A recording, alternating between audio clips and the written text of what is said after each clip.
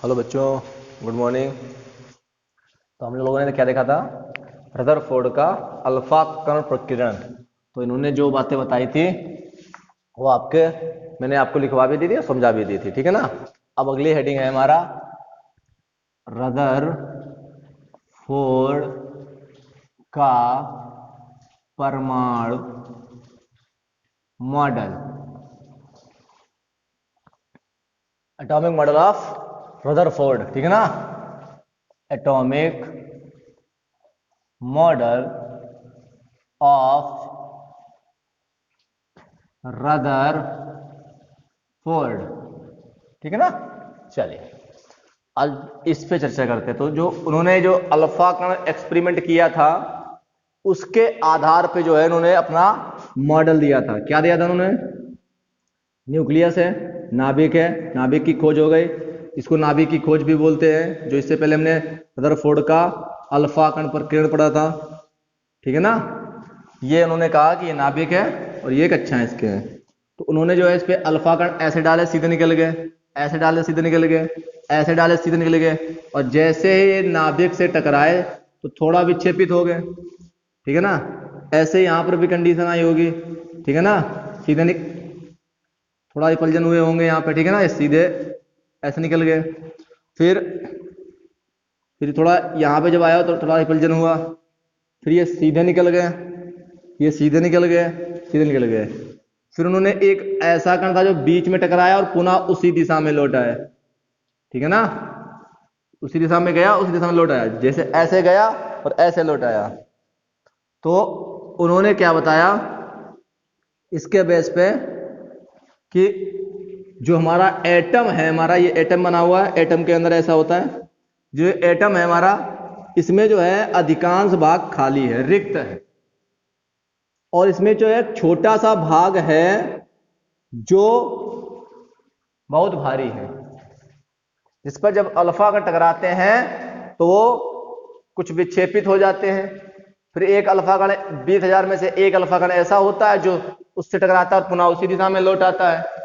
तो इतनी घटना होने पर उनको यह समझ में आ गया कि जो हमारा एटम है वो एटम में जो पूरा भाग है वो खाली है, लेकिन एक छोटा सा भाग ऐसा है जो धनावेशित है, धनावेशित है, ठीक है ना। अब धनावेशित है, दूसरा पॉइंट उनको यह समझ में आया कि ये धनावेशित क्यों है, क्योंकि जो यहां पर हम अल्फा कण डाल रहे हैं इससे दूर जा रहे हैं, दूर जा रहे हैं, मतलब चार्ज एक समान है, एक जैसा है। तो कॉमन सी बात उनके समझ में आ गई कि यहां पे जो नाभिक है हमारा वो धनावेशित है। क्लियर? अब आगे सुनिए, इसी मॉडल के आधार पे उन्होंने कुछ बातें स्पष्ट की। क्या क्या बातें बताएं, उन्हीं बातों को हम लिखेंगे। ध्यान से सुनिए और समझिए, ठीक है ना। चलिए लिखिए फटाफट। क्या डालना है? रदरफोर्ड का परमाणु मॉडल लिखिए। रदरफोर्ड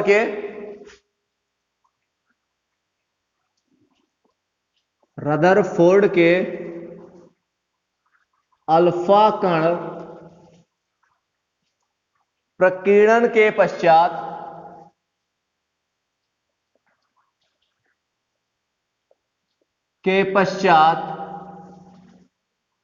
रदरफोर्ड के अल्फा कण प्रकीर्णन के पश्चात प्राप्त जानकारी के आधार पर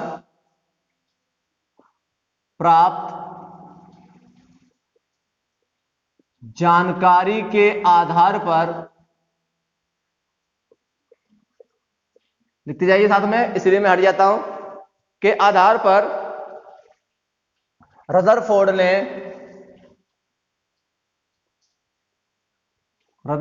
ने एक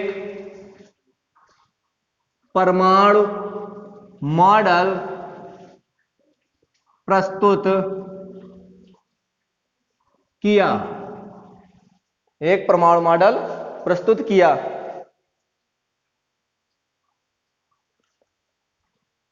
रदरफोर्ड ने एक परमाणु मॉडल प्रस्तुत किया जिसे रदरफोर्ड का नाभिकीय परमाणु मॉडल कहते हैं।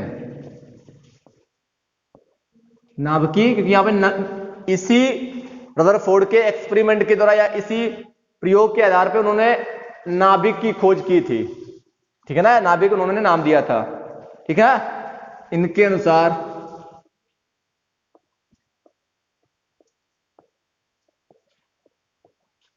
नंबर 1, परमाणु अति सूक्ष्म, परमाणु अति सूक्ष्म गोलाकार विद्युत उदासीन कण है। ठीक है,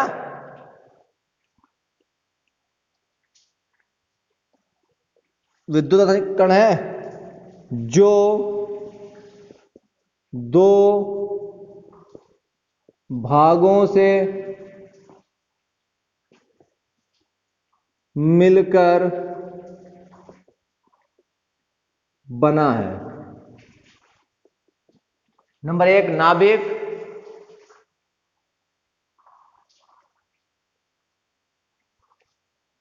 नंबर 1 परमाणु का नाभिक,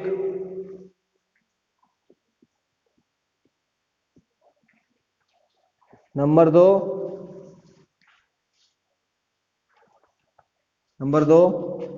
नाभिक के चारों ओर वह क्षेत्र जहां इलेक्ट्रॉन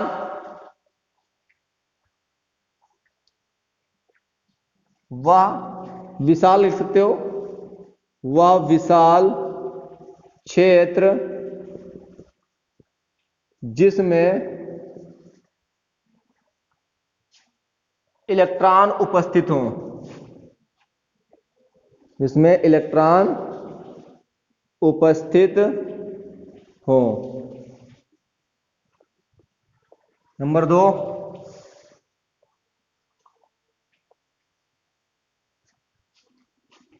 परमाणु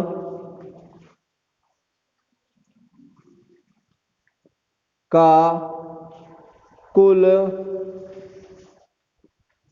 धनावेश, परमाणु का कुल धनावेश तथा लगभग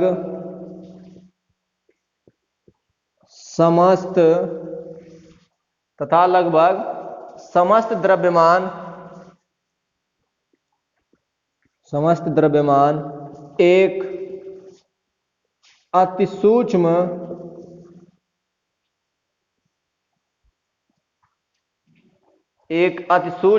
स्थान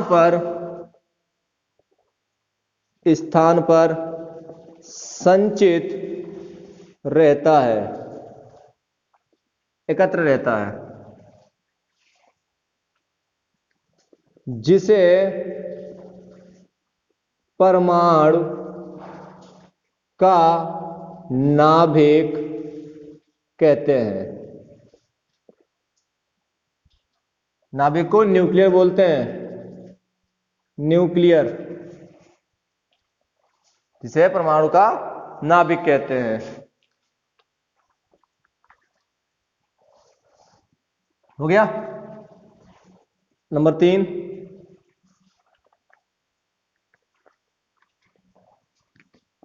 परमाणु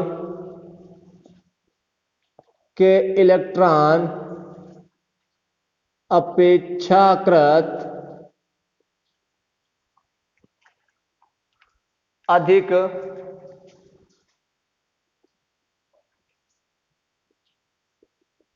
दूरी पर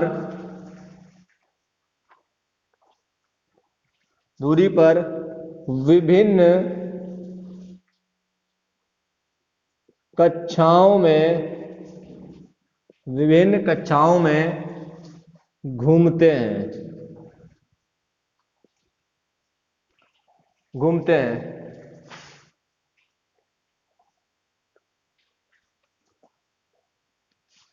यहां पे एक पॉइंट निकल के आया कि जो उन्होंने एक्सपेरिमेंट किया था वो अल्फा कणों की बौछार की थी और ये बता दिया कि खाली है, नाभिक है। लेकिन ये कैसे बता दिया कि परमाणु के इलेक्ट्रॉन अपेक्षाकृत अधिक दूरी पर विभिन्न कक्षाओं में घूमते हैं, इलेक्ट्रॉन घूमते हैं। तो इसका जो पॉइंट था मैंने आपको समझाया भी था, मैं इसको मिटा के दोबारा बता देता हूं, ये नोट हो गया होगा। अब ध्यान समझिए इसको कि उन्होंने ये पॉइंट को कैसे कहा था। मैंने समझाया था आपको, ये देखिए ये न्यूक्लियस है, ये कक्षाएं हैं हमारी, इनमें इलेक्ट्रॉन है हमारे, जैसे मान लीजिए ये माइनस ये प्लस, तो ये इलेक्ट्रॉन को अपनी ओर खींचेगा। अब अगर आकर्षण इसको बोलते हैं बेटा, अगर ये आकर्षण बल लगा रहा है इसको बोलते हैं इलेक्ट्रोस्टैटिक फोर्स, ठीक है ना, इलेक्ट्रोस्टैटिक फोर्स। अब जहां पर ये लगेगा हमारा इलेक्ट्रोस्टैटिक फोर्स, वहां पर जो है इलेक्ट्रॉन जो है सर्कुलर मोशन, तो यहां पे देखिए इलेक्ट्रोस्टैटिक फोर्स है, आकर्षण लग रहा है, इलेक्ट्रॉन को उसमें गिर जाना चाहिए। पॉइंट सुनना, क्योंकि इलेक्ट्रॉन को नाभिक अपनी ओर खींच रहा है तो नाभिक में इलेक्ट्रॉन गिर जाना चाहिए। लेकिन कभी ऐसा होता नहीं है कि अगर ऐसा हो जाए तो परमाणु नष्ट हो जाएगा हमारा, कभी ऐसा होता नहीं है।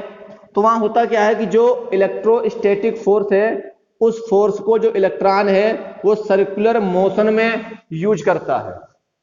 सर्कुलर मोशन मतलब है यहां पे हमारा कि जो ये जो है इसको डायरेक्शन में यूज करता है। मतलब डायरेक्शन में क्या आता है, वेलोसिटी चेंज होती रहेगी। और वेलोसिटी में क्या आता है आपका पता है ना, जहां पे वेलोसिटी होती है वहां पे, जहां वेलोसिटी चेंज होगी वहां पे डायरेक्शन होगा, ये देखिए। और जहां डायरेक्शन होगा हमारा वहां पर एक फोर्स कार्य करता है, उसको बोलते हैं एक्सक्लेरेशन फोर्स, मतलब अभिकेंद्री बल। अभिकेंद्री बल सर्कुलर मोशन में इस इलेक्ट्रोस्टैटिक फोर्स को ये यूज करेगा, या अट्रैक्शन फोर्स को सर्कुलर मोशन में यूज करेगा। मतलब डायरेक्शन जो वेलोसिटी उसकी होगी वो चेंज होगी, वेलोसिटी चेंज होगी तो डायरेक्शन होगा। तो जहां पे डायरेक्शन होता है फिजिक्स में वहां पर अपकेंद्री बल, ये आप फिजिक्स में क्लास 11th में पढ़ोगे। तो जो अपकेंद्री बल है हमारा, इस बल के द्वारा जो है वो इलेक्ट्रोस्टैटिक फोर्स को बैलेंस करता है। तो यहां पर कहा गया है कि जो एफ ई है हमारा वो एफ ए के बराबर है। एक्सक्लेरेशन बोलते हैं इसको ए, तो इसलिए ए लिया गया। और एफ ई इलेक्ट्रोस्टैटिक फोर्स, ठीक है ना। एफ ई मतलब ये इलेक्ट्रो है, ये कैपिटल में है स्मॉल में, तो दोनों बल आपस में बराबर हो जाते हैं, इसीलिए इलेक्ट्रॉन नाभिक के अंदर नहीं गिरता है। आप धागे में एक पत्थर को बांध के से घुमाइए तो आप उसको चाहे इतना भी खींचे वो अंदर नहीं आता है।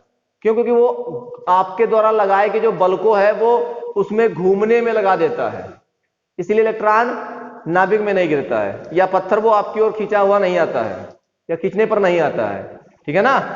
चलिए आगे समझिए इसको, आगे पॉइंट लिखिए। अगला पॉइंट है हमारा, वो सुनिए।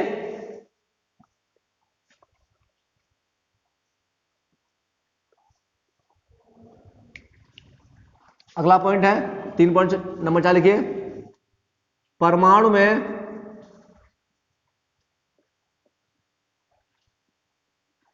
इलेक्ट्रॉनों की संख्या, परमाणु में इलेक्ट्रॉनों की संख्या नाभिक में उपस्थित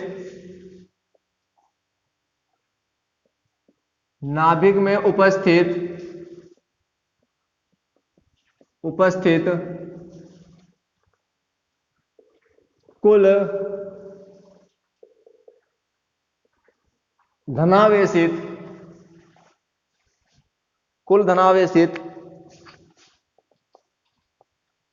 संख्या के बराबर होती है। वी पॉइंट क्लियर हो गया आपका? मतलब कहने का अर्थ यह है कि इलेक्ट्रॉनों की संख्या बराबर है प्रोटॉनों की संख्या, क्योंकि जो धनावेशित जो भाग है वो प्रोटॉन ही तो मेरा था, तो इलेक्ट्रॉनों की संख्या प्रोटॉनों की संख्या के बराबर है। ये पॉइंट बता दिया इन्होंने। परमाणु इसीलिए जो बराबर है ना, इसीलिए परमाणु विद्युत उदासीन कण है। इसीलिए जो है परमाणु विद्युत उदासीन कण है। नंबर 6,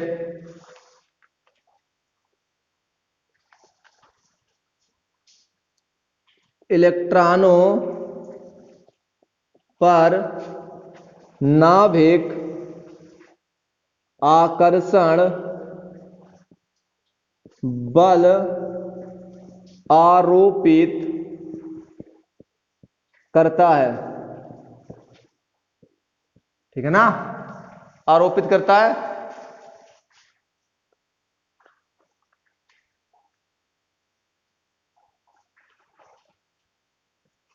परंतु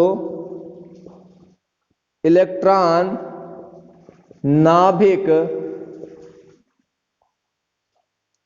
में नहीं गिरते हैं।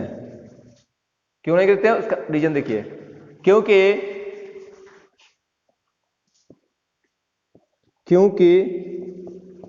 इलेक्ट्रॉन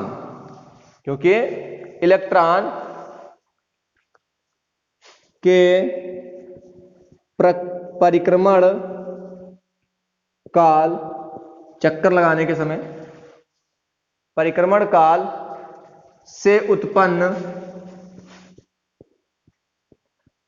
अपकेंद्र बल या अभिकेंद्री बल, ठीक है ना, या अभिकेंद्री बल, जो भी लिखना चाहो, अभिकेंद्री बल, ठीक है ना, अभिकेंद्री बल या अपकेंद्र बल, ठीक है ना। अपकेंद्री बल आकर्षण बल, इलेक्ट्रोस्टैटिक फोर्स वही है आकर्षण बल, आकर्षण बल को संतुलित करता है। अर्थात Fe बराबर है Fa, ठीक है। ये पॉइंट उन्होंने बताया, ठीक है ना।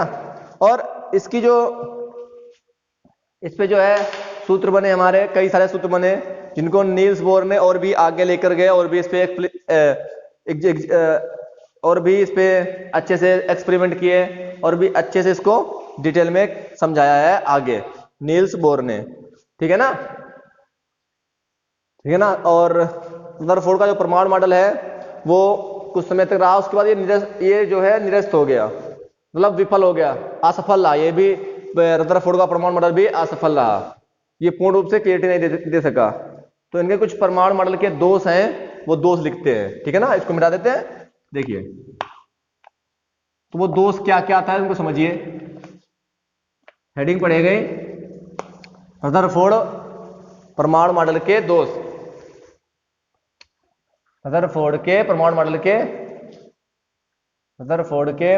मॉडल के दोष, ठीक है ना। दोष देखिए,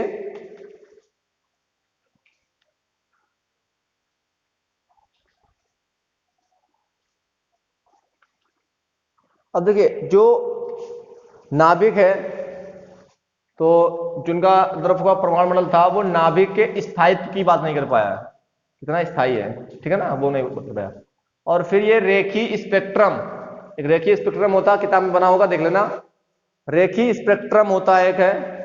और ये आप फिजिक्स में आप लोगों ने अच्छे से पढ़ा भी होगा, क्लास 10th में बताया जाता है ये रेखी स्पेक्ट्रम, ठीक है ना। तो उस रेखी स्पेक्ट्रम की भी ये व्याख्या नहीं कर पा रहा था रदरफोर्ड का परमाणु मॉडल। तो इनके दो दोस्त थे, अच्छे खासे इनके दो दोस्त थे, तो नंबर 1 लिखिए रदरफोर्ड का परमाणु मॉडल, रदरफोर्ड का परमाणु मॉडल, रदरफोर्ड का परमाणु मॉडल नाभिक के स्थायित्व की व्याख्या करने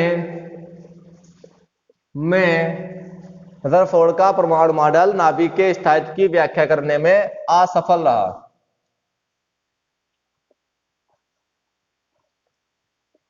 ठीक है ना, असफल रहा। अगला लिखिए रदरफोर्ड का परमाणु मॉडल, ठीक है ना, रदरफोर्ड का परमाणु मॉडल परमाणु के रेखीय स्पेक्ट्रम, ठीक है ना, रेखीय स्पेक्ट्रम की व्याख्या करने में असफल रहा। ठीक है, रेखीय स्पेक्ट्रम की व्याख्या करने में असफल रहा। हो गया। तो ये थे आपके रदरफोर्ड के परमाणु मॉडल के दोष। ठीक है ना।